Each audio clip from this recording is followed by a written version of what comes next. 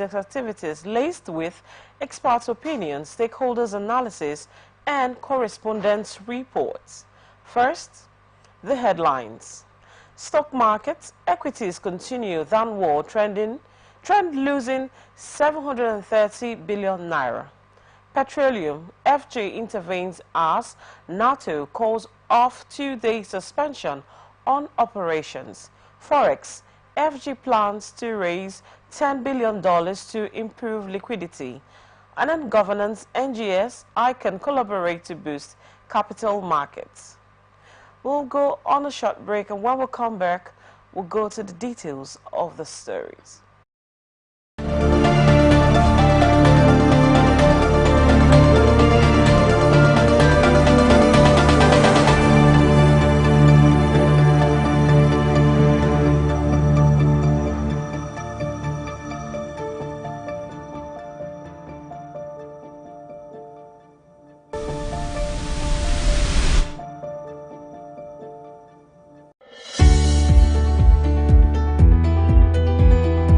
People into the country illegally. That is amazing. You human trafficker.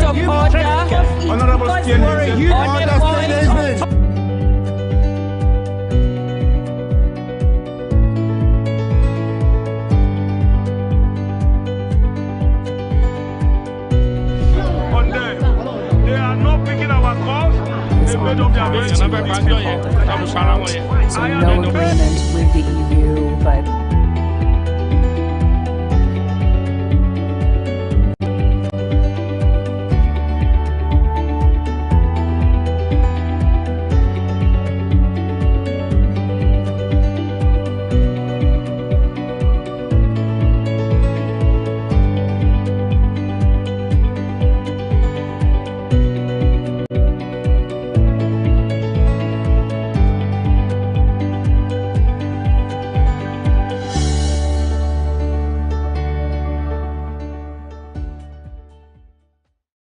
from the line across the ocean to the land beyond the mountains, through the Sahara, we bring on-spot news, live analysis, expert discussions on trending stories in politics, business, socio-economy, sports, and documentaries.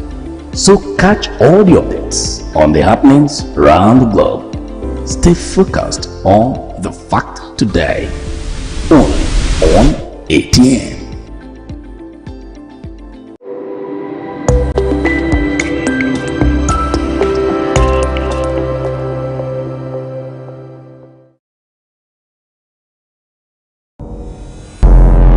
Every day our lives are changed by history. We are one people, all of us. Leaders, politics. Nobody's ambition is what's the blood. I have fought very firmly. Natural occurrence, war, and the world economy. I belong to everybody, and I belong to nobody. ATN called.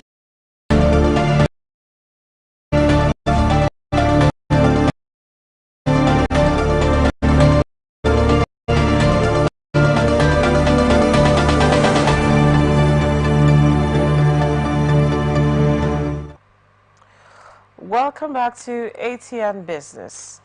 Now the details. The Nigerian equity markets continue to bleed for the second consecutive day this week as it lost 730 billion naira on Tuesday.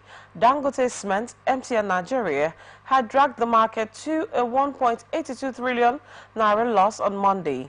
The bleeding continued on Tuesday as the benchmark index, the all-share index, and the market cap declined by 1.30% to 101,060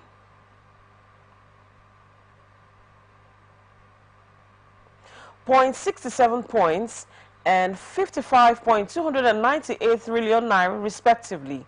The market's year-to-date return also slipped further to 35.16% from 36.94% in the previous day. The bearish trend was a result of sell-offs recorded in medium to penny stocks. At the close of trading, 8 equities recorded gains while 43 suffered losses. The gainers were led by stocks of Julie plc, Atana plc, and Veritas Cap, which gained 9.94%, 6.17%, and 5.97% to close at 1 naira 77 kobo, 17 naira 20 kobo, and 0 naira 71 kobo respectively. The losers chart was topped by Honeywell Flour Mills, which lost 10% to close at 6 naira 60 kobo, 3 naira 60 kobo. BUA Cement shed 9.96% to close at 142.95 naira. And PZ Cousins, which posted a negative asset value in its half-year report, dipped by 9.75% to 27.30 naira.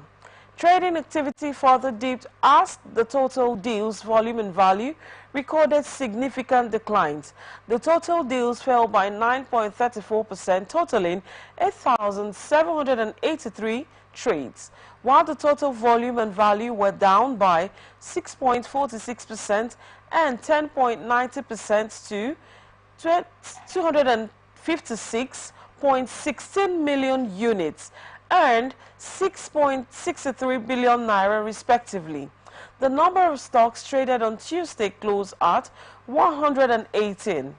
Keeping to the trend of the markets, 4 out of the 5 sectoral sub-indexes closed in the red zone. The sole gainer for the day was the oil and gas sector, driven by Atana plc. The volume and value drivers of the day's market trend were led by stocks of United Bank for Africa, Geredu Power, and Transcorp plc. While Transcorp was the most traded security in terms of volume with 39.75 million units, changing hands in 640 trades. Geredu Power was the most traded in terms of value, amounting to 1.11 billion naira.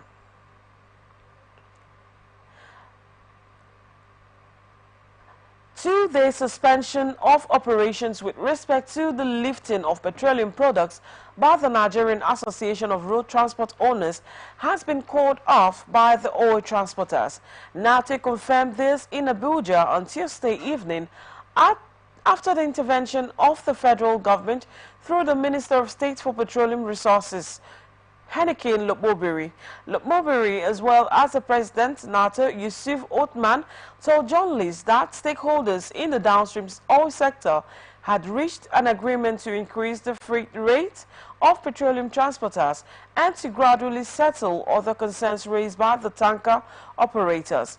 Aside from the minister and his team and NATO officials, other participants at the meeting in Abuja included officials of the Nigerian Midstream and Downstream Petroleum Regulatory Authority led by their Chief Executive Farouk Ahmed, representatives of the Major Energy Marketers Association of Nigeria, Independent Petroleum Marketers Association of Nigeria, and others. The meeting among parties had been ongoing since Monday. Participants could not reach an agreement on Monday and had to continue on Tuesday before resolving to meet some of the demands of NATO. We have reached some agreement and members of NATO have agreed to resume operations so as to reduce the plight faced by Nigerians with respect to getting petroleum products, Lukmobiri stated. The two-day suspension of operations by NATO led to field queues by motorists in many states and the Federal Capital Territory on Monday and Tuesday. Recall that on Friday, media reported that Nigeria might witness another round of fuel scarcity as NATO had vowed to stop lifting petroleum products beginning from Monday due to the high cost of operations. NATO members have repeatedly raised concern over the high cost of diesel required to power their trucks for the transportation of petroleum products across the country. All marketers had told the media on Thursday that diesel price was between 1,250 to 1,400 naira per litre, depending on the area of purchase. NATO's President Yusuf Othman had, in a statement he issued in Abuja on Thursday, said the statement was an official announcement from the association's headquarters that members of the group would park their trucks from Monday. Why? Is it because what we spend on operations is more than what we get in total, both in local and region, he stated. But after the meeting on Tuesday, he confirmed that the strike by the association had been called off and urged NATO members to resume operations. The suspension of operations has been called off because we have reached some agreement and there is going to be improvement in our freight rates going forward. So we urge our members to resume operations to reduce the plight of Nigerians, Othman stated. The Nigerian federal government is planning to raise $10 billion to improve liquidity in the foreign exchange market. On Tuesday, the naira fell to an all-time low of 1,850 naira per dollar at the parallel market. President Bola Tinubu, who was represented by Vice President Kashim Shettima, disclosed this at the inaugural Public Wealth Management Conference in Abuja on Tuesday. The Ministry of Finance Incorporated organized the event with the theme Championing Nigeria's Economic Prosperity. In a statement on Tuesday, the Senior Special Assistant to the President on Media and Communications, Stanley Wokocha, explained the federal government set a goal to raise at least $10 billion in order to increase foreign exchange liquidity, a key ingredient to stabilize the naira and grow the economy.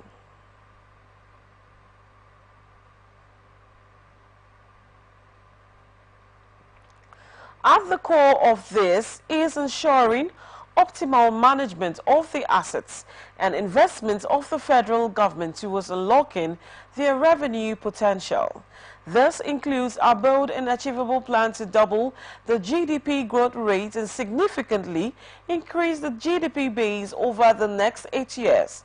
The President further emphasized transparency and accountability as key principles, believing that improved corporate governance, innovative partnerships, and attracting alternative investment capital would significantly increase returns.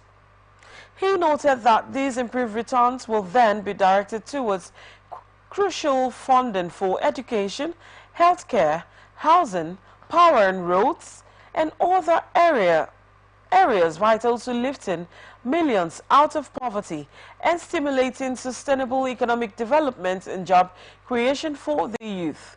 A Bureau de Change operator, Ibrahim Toro, predicted that the rates might reach an all-time low of 2,000 naira per dollar if proper measures were not put in place. The police field everywhere in the market today, but that still didn't change anything. Today's rate finished at 1,850 naira per dollar, and I will buy it at that rate right now because there is demand, he stated. Another operator said he could only buy at the rate of 1,700 naira per dollar, adding that the market was not suitable for good business. However, the naira appreciated by 1.48% to 1,551 naira per dollar at the official market, following an improved forex turnover of $117.32 million. This came after the local weakened for 3 consecutive days at the Nigerian Autonomous Foreign Exchange. The country has been battling with a lingering forex shortage due to a decline in oil production and foreign inflows, according to data from FMDQ Securities, a platform that oversees foreign exchange trading in Nigeria. The local currency hit an intraday trading high of 1,701 naira per dollar and a low of 1,100 naira before closing at 1,551 naira per dollar on Tuesday. In June 2023, the Central Bank of Nigeria floated the naira after unifying all segments of the forex market, which has resulted in significant devaluation of the local currency. NGX Regulation Limited and the Institute of Chartered Accountants of Nigeria have collaborated on a corporate governance workshop to boost the knowledge of capital markets stakeholders on the role of the Audit Committee. At the workshop, which was held at the Exchange Group House in Lagos on Tuesday, investors and other stakeholders gathered to learn more about the role of the Audit Committee, expectations from a regulatory standpoint, and more. In her opening remarks, Chief Executive Officer NGX Tinuade Awe said the training is aligned with NGX Red Company's request to uphold the integrity, transparency, and efficiency of the Nigerian capital market. Engagement between NGX registered company and issuers is a fundamental component in achieving the overarching goals of a well-functioning capital market. NGX Red Company and ICANN organized this program to train shareholders, representatives of audit committee members of listed companies on the expected roles in ensuring that corporate governance best practices are enshrined in their companies. Who was represented by Head Broker Deals Regulation Olufemi Shobanjo, added Tuesday's training is geared towards equipping audit committee members in the requisite knowledge to make positive contributions at committee meetings and to enhance their regulatory duties as audit committee members of listed companies. Speaking at the event, the Coordinating Director, Inspection and Monitoring and Corporate Governance Directorate of the Financial Reporting Council, Nigeria, Mr. Titus Osawe, pointed out that board committees play a crucial role in the corporate governance structure of a company. He said directors play a crucial role in strengthening corporate governance practices within an organization as they are poised to ensure that the appropriate system of rules, practices, and processes are in place in the entity they serve as board members. Their role in fostering a culture of good corporate governance is pivotal in companies, and board committees are one avenue through which this is seamlessly achieved. The federal government on Tuesday officially transferred operations of Zungeru Hydroelectric Power Plant to Penstock Limited, a subsidiary of Mainstream Energy Solutions Limited, which it selected in February 2023. Tuesday's move is expected to boost Nigeria's power generation capacity and contribute significantly to meeting the country's growing energy demands. A statement signed by the Senior Special Assistant to the Vice President on Media and Communications, Stanley Wokocha, read. The statement is titled, Federal Government Finally Hands Over Zungeru Hydroelectric Power Plant to a Concessionaire. It comes 1 year after the National Council on Privatization on February 23, 2023, approved the appointment of Mainstream Energy Solutions Limited as the preferred bidder for the concession of the Zungeru Hydroelectric Power Plant. In December 2022, 11 consortiums had sent requests for qualification, out of which 3 NSP Consortium, Mainstream Energy and Africa Plus partners were shortlisted. The 740 megawatt Zungeru power facility located at the upper and middle reaches of River Kaduna in Niger State is the largest hydropower project in Nigeria. Though conceived in 1982, construction works only commenced in 2013 following a deal with 2 Chinese firms, China National Electrical Equipment Corporation and Sino-Hydro Consortium. According to the Bureau of Public Enterprises, the project has gulped around $1.3 billion with a preferential loan facility from the Export-Import Bank of China, with the federal government providing 25% funding for the project. The Exim Bank will fund 75% with low-interest loans. The facility is expected to produce 2.64 billion kilowatts of electricity annually and meet around 10% of Nigeria's total domestic energy requirements. It was commissioned in 2000 2023. At the first meeting of the NCP for 2024 held at the Presidential Villa, Abuja, the Council announced significant progress in the plant concession, including the official transfer of the plant's operations to Penstock Limited. The concession agreement was signed on December 13, 2023 by the BPE and Penstock Limited. Following Council approval, and concessionaire fulfilled its obligation by paying 50% of the commencement fees on January 5th, 2024. The official handover ceremony took place on January 23, 2024, officially transferring the plant's operations to Penstock Limited. Vice President Kashim Shettima, who chairs the council, also disclosed plans by the federal government to recapitalize and restructure the Bank of Agriculture to bolster Nigeria's agricultural sector and achieve national food security. Speaking at the meeting, Vice President Shettima noted the potential of BOA to play a central role in achieving national food security, citing its extensive branch network across all senatorial districts in the country. However, he expressed concern over the bank's current practices, particularly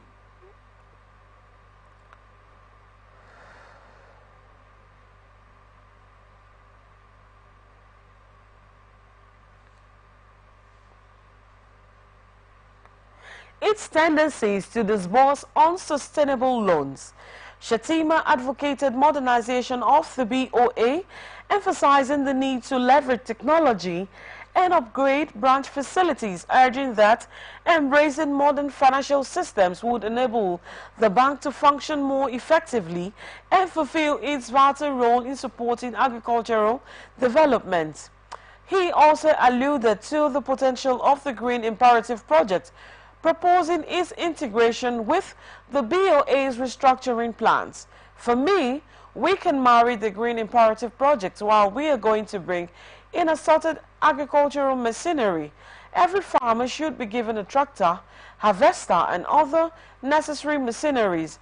We can take in the latest advances in science and technology and make it possible to track these items so that divergence can be minimized. We have no business being poor. Nigeria must attain national food security. Let us leverage science and technology. There are 3 or 4 states that can feed the whole of this country, the Vice President said. The Nigeria Customs Service says it has concluded plans to commence the direct distribution of seized food items to Nigerians. The National Public Relations Officer of the service, Abdullahi Maiwada, disclosed this in a statement on Tuesday. Maiwada said that the move was in response to the critical challenges of food security and the soaring cost of essential food items in the country. He added that the items must be certified fit for consumption before they would be distributed to Nigerians. Nigerians in some states have recently demonstrated against the soaring cost of living in the country. Economic crisis and soaring food prices have triggered angry protests amongst Nigerians. Maiwada said to alleviate the hardships faced by Nigerians and improve access to essential food items, the Nigeria Customs Service will facilitate the direct disposal of food items forfeited to the federal government. These items would be certified fit for consumption by relevant agencies and made available to ordinary Nigerians nationwide through equitable distribution in our areas of operation, he added. He explained that the modalities for the disposal would be communicated through NCS formations nationwide with a firm commitment to transparency, fairness, and public safety. We pledged that this exercise would be managed diligently to ensure that the benefits reach those most in need, he said. The NCS spokesperson added that the service had launched a strategic anti-smuggling operation and public engagement in its commitment to prevent the unlawful exploitation of vital food resources for individual economic gains. This urgent imperative feels the need for a proactive stance to safeguard food availability within our nation and alleviate the detrimental effects of scarcity on citizens, he said.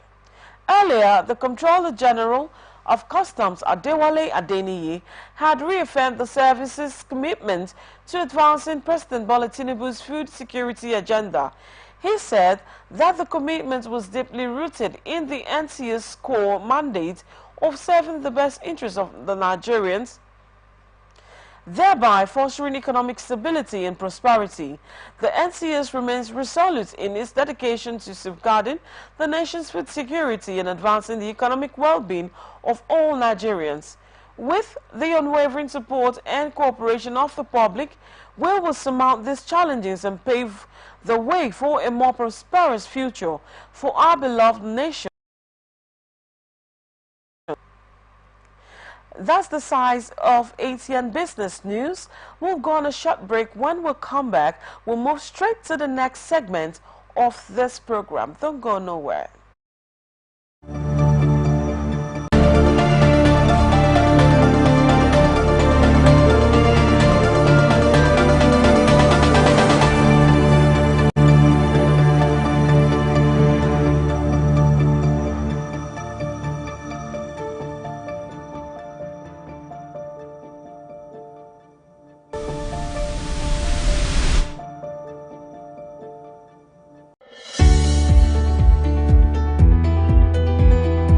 People into the country illegally. That is amazing. Honorable You human trafficker. Honorable You're a human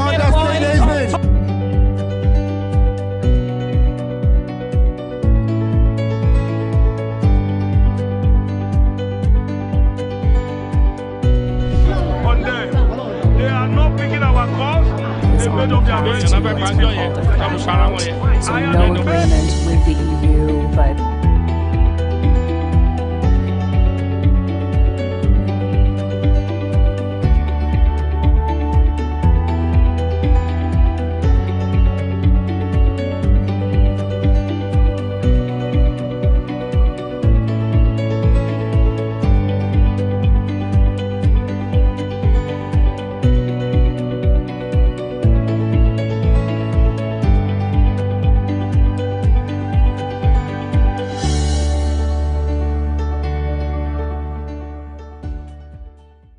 beyond the mountains, through the Sahara, we bring on-spot news, live analysis, expert discussions on trending stories in politics, business, socio-economy, sports, and documentaries. So catch all the updates on the happenings around the globe. Stay focused on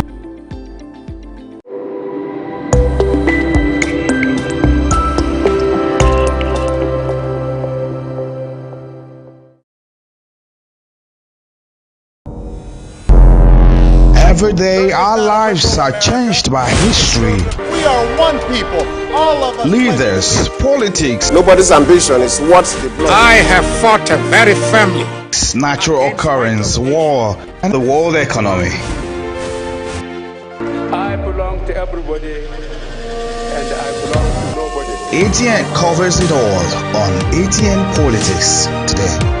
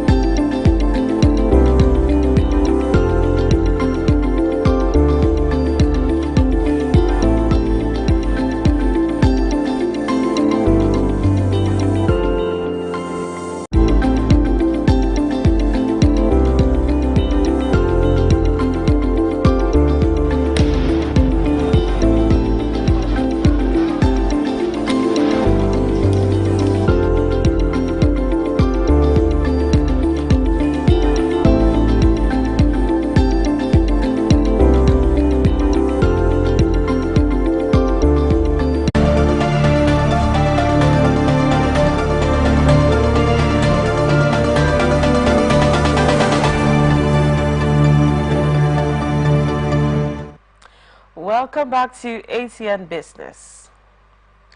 The Lagos State government has said the Ikeja Computer Village is a residential area, hence the reason for the proposed relocation of the electronic gadgets village to Katungwa in Abuleba area of the state. The special advisor to the governor on the EGIS and urban development, Dr. Olajide Babatunde, disclosed this on Tuesday during a visit to the Electronic Gadgets Center in Ikeja. The assessment was conducted by the Lagos State Building Control Agency in collaboration with law enforcement agencies and other pertinent government bodies responsible for such affairs. Babatunde said that by law, the Ikeja Computer Village is currently located in a residential area. Other than that, the plan to relocate the center to Abuleba has been delayed due to certain reasons. He, however, said the issues were being addressed already, declaring that occupants of the residential area within the computer village would soon be relocated and settled in Katungwa, Abuleba. He said, where the computer village is located was, and will continue by law to be a residential area. Hence, we must follow the law. Katungwa is the area designated by the Ministry of Physical Planning and Urban Development, particularly the Office of Physical Planning. We chose Katungwa because of the good road network. We are asserting that we are not going to be having traffic problems once Katungwa is ready to receive the people from Computer Village. The expanse of land is such that when you drive in, the person will get lost because of how huge the place is. It is not something that was not well thought of. It is within the model city plan for the area. According to Babatunde, it is incorrect to state that the market is congested. Other than that, no market springs up without the population around the area. He added, we are moving the village into a place where their business will thrive while maintaining the status quo. Ikeja Computer Village was a residential area before. It is presently, and I think it will continue to be, a residential area. We must ensure that things are being done according to the law. Since the law states that it is a residential area, it should remain as such. Katungwa Market will majorly accommodate the traders within the computer village. They would have market stores and outlets, and they would also have secure title to the stores allocated to them, so that if they want to take loans from the properties they have within the market, they can use that with any bank. In addition, there would be banking facilities, clinics, schools, creche, storage facilities, and some, including hotels, where those who come to the place outside of Lagos will be accommodated within the area. Speaking on the price outlook, Babatunde asserted the question was difficult to answer at the moment because of the increased prices of building materials. He said it would be difficult to answer the question presently. I would have spoken on it if it were last year. You know what the price of cement was a few weeks ago. You know what it is today. So I think it's better for the people who would be constructing the facility to drive the cost. But we must control it. In terms of road accessibility, the access is being planned by the government. The special advisor noted that the relocation was gradual and consultations with market leaders and the development of Katungwa site had already commenced. He disclosed, we are planning with the people. They are also ready, and we will continue to Katungwa plan. It was earlier reported that the Lagos State government was set to relocate the computer village from Ikeja to Katungwa in Abuleba area in a bid to reorganize the markets in the states.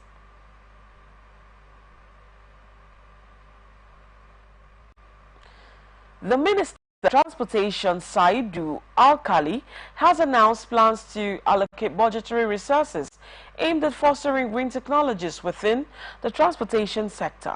Alkali made this disclosure during the commencement of the executive session of the 18th National Council on Transportation Conference in Abeokuta, Ogun State recently. He said the ministry was determined to address pressing energy challenges and promote sustainable development in the country. Akali emphasized the importance of the shift towards sustainability, stating that the future of a nation depends upon responsible stewardship of our environment. By investing in renewable energies and innovative technologies, Nigeria aims to reduce its carbon footprint and contribute meaningfully to international efforts to mitigate the effects of climate change. As part of the plan, the ministry would work closely with industry stakeholders to develop targeted policies and programs designed to support the deployment of cleaner modes of transportation, such as electric vehicles, hydrogen fuel cells, and biofuels. The minister expressed confidence that those measures would help position Nigeria as a leader in eco-friendly transportation practices, while also stimulating economic growth through increased private sector engagement. Akali revealed that the ministry has made significant technological advancements aimed at promoting environmentally and economically sustainable transportation solutions nationwide. He said another transportation solution is in engendering innovative and transformative initiatives for the development of new renewable energy sources and smart city concepts, consciously prioritizing budgetary appropriation to tackle energy challenges and creating incentives to attract private sector investment in decarbonization and other alternative technology. With this initiative, Nigeria joins a growing number of nations worldwide committed to building a more resilient and sustainable future powered by clean energy sources globally. Countries like Denmark, the United Kingdom, and China lead the charge in implementing renewable energy sources and improving energy efficiency. The International Energy Agency estimates that achieving net zero emissions by 2030 will necessitate tripling global clean energy investments to approximately $4 trillion annually by 2030. About 17 years after he left office, the federal government has commended the investment of former President Olusegun Obasanjo in the power sector. Obasanjo had been criticized by many who said there was nothing to show for his reported $16 billion investment in power sector. In 2008, the House of Representatives described the $16 billion reportedly spent on power projects by the Obasanjo administration as a colossal waste. Also, the Socio-Economic Rights and Accountability Project in 2016 called for an investigation into the expenditure. When he assumed office, ex-President Muhammadu Buhari threw a jab at Obasanjo, saying he spent $16 billion on power projects during his tenure, without corresponding power supply to Nigerians. Before he came into office, President Bola Tinubu had also accused Obasanjo of spending $16 billion on power without corresponding supply of electricity to Nigerians. But the current Minister of Power, Adedayo Adelabu, said the former president spent $8 billion in the nation's electricity sector and not the $16 billion being reported. He said it was good that Obasanjo invested the money back then in constructing the power plants across the nation. Adelabu, who spoke to newsmen, said the power plants built under Obasanjo's administration are still visible, stating that 7 out of 10 projects were completed and enough to serve the nation. However, he regretted the failure to maximize the capacity of these power plants to generate more electricity. Speaking on the controversial $16 billion spending by the Obasanjo administration, Adelabu said, "While I will not sit here and give you facts about what transpired, I was not in the sector then. I can tell you that the 10 Nigerian integrated power projects under President Olusegun Obasanjo are there for us to see. I'm aware they spent over $8 billion out of the so-called $16 billion that people bandied around. We can see those plans today. We have 2 in Olorushogo, that is Papalanto in Ogun State. We have 2 in Omotosho, close to Ore in Ondo State. We have 1 in Benin. We have in Ebema, that has not been completed. We have in Calabar. We have about 10 of them. I know 7 of them were completed, and they are under management of the Nigeria Delta Power Holdings Company today. They have capacity totaling about 5,000 megawatts. It was good we made those investments then, but the issue is, have we really optimized the benefits of those investments? I'll say no. He said, Adelebu recalled that he visited some of the power plants recently, saying they were not working due to capacity, due to gas constraints. That's the kind of thing I'm talking about. Fine, we have invested so much in those gas plants, but have we optimized them? So I'm saying today in Nigeria, if you want to double our electricity supply, we can double it with the existing capacity that we have before we can start talking of even establishing new generation companies. And that's the size of a package today on ATN Business. You can catch us up on the social media platforms, Facebook and YouTube at Atlantic Television Network. I am Chiri Davis. Thank you for watching ATN Business. Now do remember that peace and unity are the pathways to progress. Thank you.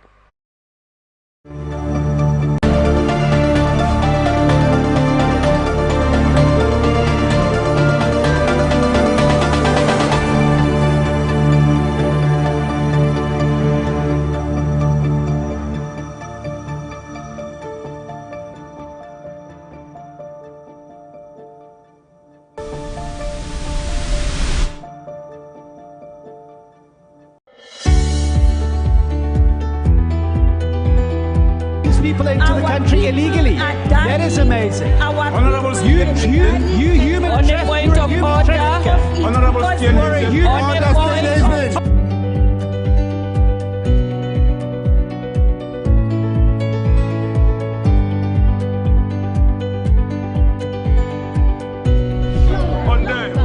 they are not picking our calls.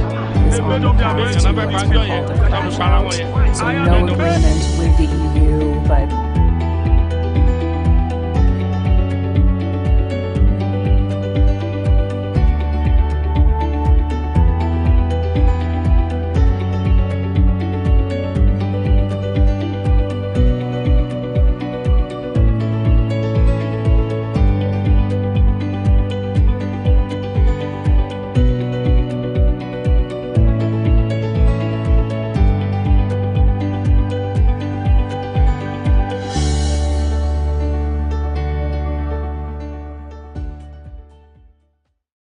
from the line across the ocean to the land beyond the mountains, through the Sahara, we bring on sport news, live analysis, expert discussions on trending stories in politics, business, socio-economy, sports, and documentaries. So catch all the updates on the happenings around the globe. Stay focused on the fact today. Only on ATN.